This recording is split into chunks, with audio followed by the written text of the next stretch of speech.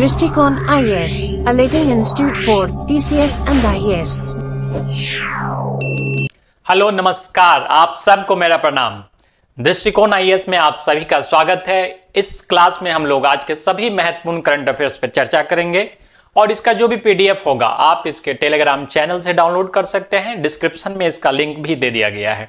तो आइए क्लास को हम लोग शुरू करते हैं। आज का जो पहला प्रश्न है वो है, which country signed A free trade agreement with India on December 2024। दिसंबर 2024 को भारत ने किस देश के साथ मुक्त व्यापार समझौता पर हस्ताक्षर किया है। ठीक है, तो न्यूज को समझने से पहले जानते हैं कि मुक्त व्यापार समझौता होता क्या, फ्री ट्रेड एग्रीमेंट होता क्या है। ठीक है, तो देखिए, विदेश से जो भी वस्तुएं हमारे देश में आती है या हमारे देश की जो भी वस्तुएं विदेश में जाती है तो उस पे अपने लोकल मार्केट को सपोर्ट करने के लिए उस पे कुछ आयात शुल्क लगाया जाता है। ठीक है, और दो देश के बीच अपना एक अंडरस्टैंडिंग रहता है कि अगर हमारा सामान आपके पास जा रहा है तो या तो मिनिमम चार्जेज आप उस पर लगाइए या तो फ्री कर दीजिए, और आपका जो भी सामान हमारे देश में आएगा हम भी उस पर मिनिमम चार्जेज लगाएंगे, अकॉर्डिंग टू आपके अनुसार ही हम अपना चार्जेज लगाएंगे। ठीक है, तो यही जो दो देश के बीच एग्रीमेंट होता है इसे फ्री ट्रेड एग्रीमेंट कहते हैं। और भारत ने हाल ही में यूनाइटेड किंगडम के साथ जो है ये बातचीत की है फ्री ट्रेड एग्रीमेंट के लिए।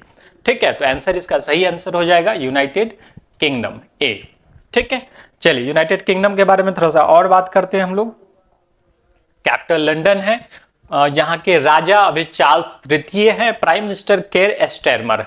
ठीक है, ये यूनाइटेड किंगडम का मैप है, बेल्जियम के ठीक ऊपर जो है ये स्थित है। ठीक है, चलिए अगला प्रश्न देखते हैं। Which Indian state topped the Sustainable Development Goal Index released on December 2024? ठीक है, 2024 में किस राज्य ने सतत विकास लक्ष्य सूचकांक में शीर्ष स्थान प्राप्त किया? तो आंसर हो जाएगा केरला। ठीक है, आंसर हो जाएगा केरला। ठीक है, तो हर साल जो है नीति आयोग अपना एक रिपोर्ट प्रस्तुत करती है कि समावेशी विकास के लिए जो है कौन सा राज्य सबसे ज्यादा अग्रणी है। हमें सिर्फ विकास नहीं करना है बल्कि और विकास के और भी कई सारे पहलू हैं।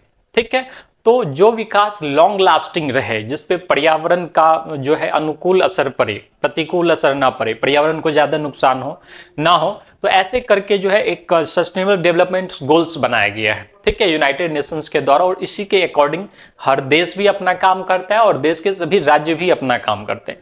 तो NITI Aayog time to time ये जारी करता है कि कौन सा राज्य जो है SDG को पूरा करने में जो है आगे रह रहा है। ठीक है, तो इसमें जो टॉप कर रहा है वो है केरला। ठीक है, आंसर हो जाएगा इसका केरला। ठीक है, आंसर इसका हो जाएगा केरला। ठीक, चलिए थोड़ा सा और देखते हैं केरला के बारे में।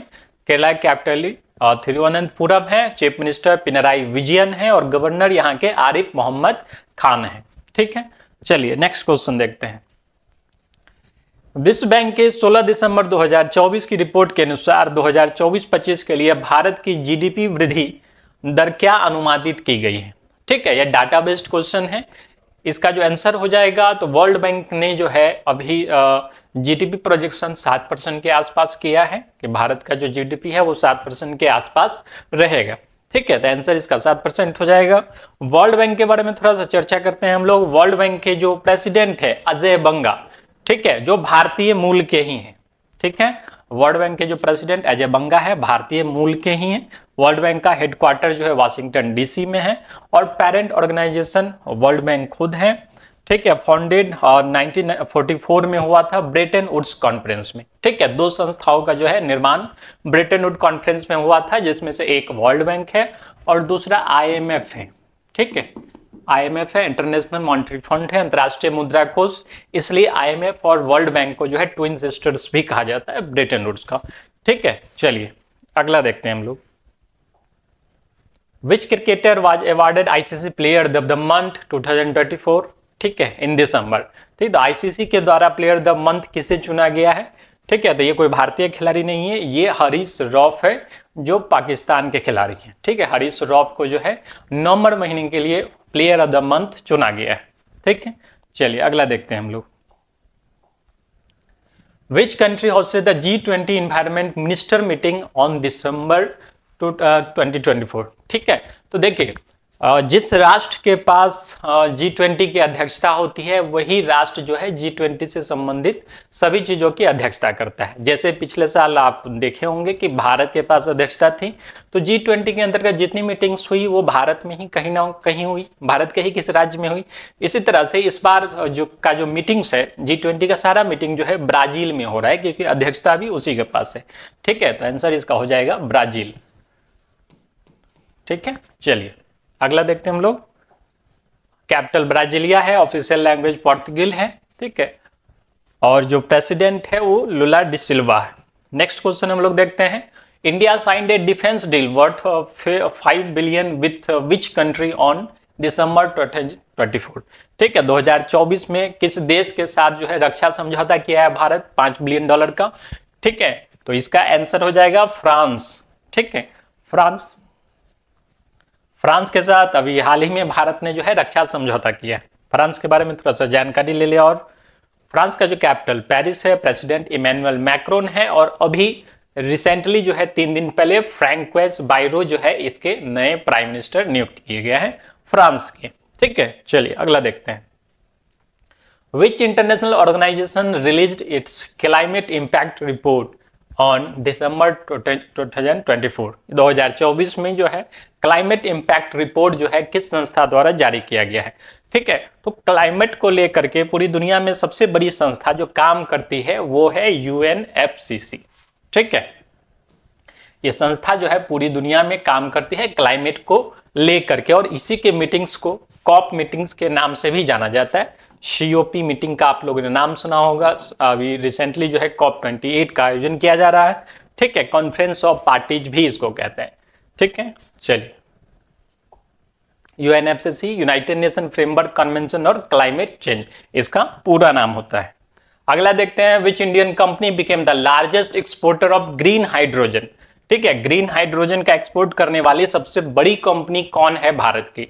ठीक है, तो ग्रीन हाइड्रोजन जो है एकदम स्वच्छ फ्यूल माना जाता है, क्योंकि इस फ्यूल के जलने से सिर्फ वाटर वेपर जो है रिलीज होता है मटेरियल के रूप में, वेस्ट के रूप में, और कोई भी इसमें वेस्ट मटेरियल रिलीज नहीं होता। ठीक है, तो सिर्फ वाटर वेपर ये जो है रिलीज होता है। इस कारण से ग्रीन हाइड्रोजन को काफी सेफ माना जाता है एनवायरनमेंट के लिए। ठीक है, अगला प्रश्न देखते हैं। Which Indian company became the largest exporter of green hydrogen. Green hydrogen का एक्सपोर्ट करने वाली सबसे बड़ी कंपनी कौन बन गई है, तो ये कंपनी बन गई है रिलायंस इंडस्ट्री। ठीक है, रिलायंस इंडस्ट्री जो है ग्रीन हाइड्रोजन का एक्सपोर्ट करने वाली सबसे बड़ी कंपनी बन गई है। ग्रीन हाइड्रोजन होता क्या है, तो ग्रीन हाइड्रोजन को सबसे स्वच्छ फ्यूल माना जाता है, क्योंकि इसके जलने से सिर्फ और सिर्फ वाटर वेपर रिलीज होता है और कोई भी जो है वेस्ट मटेरियल नहीं निकलता है। ठीक है, तो रिलायंस इंडस्ट्रीज जो है ये मेन कंपनी है। रिलायंस इंडस्ट्रीज जानते हैं मुकेश अंबानी जी की कंपनी है। ठीक है, चलिए अगला प्रश्न देखते हैं हम लोग।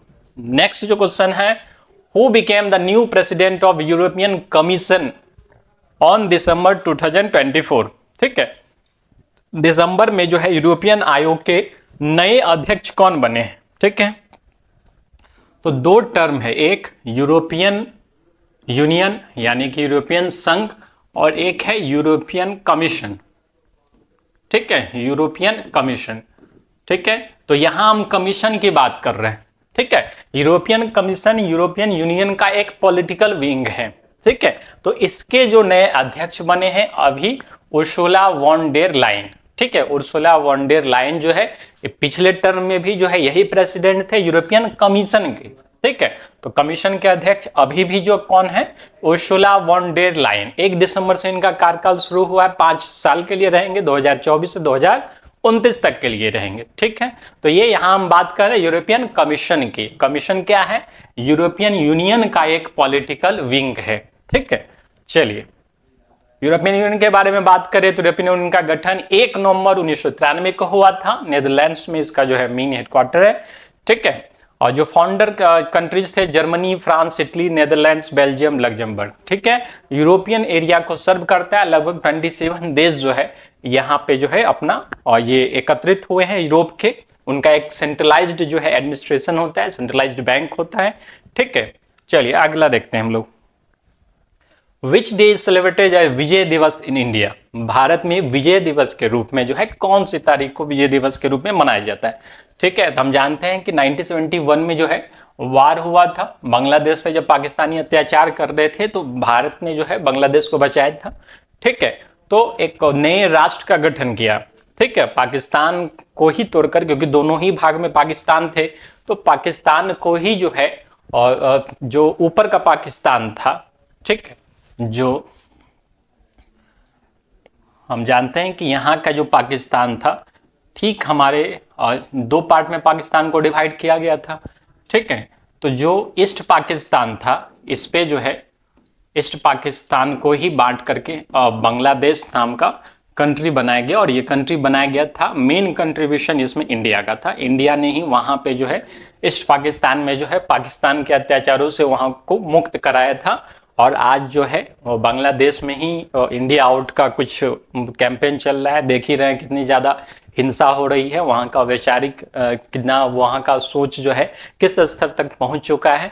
ठीक है, तो 1971 में हमारा कोई हित नहीं था, फिर भी भारत जो है सिर्फ ईस्ट पाकिस्तान के लोगों को अत्याचार से जो पीड़ित थे उनको बचाने के लिए गया और एक नए देश का गठन किया जिसका नाम बांग्लादेश रखा।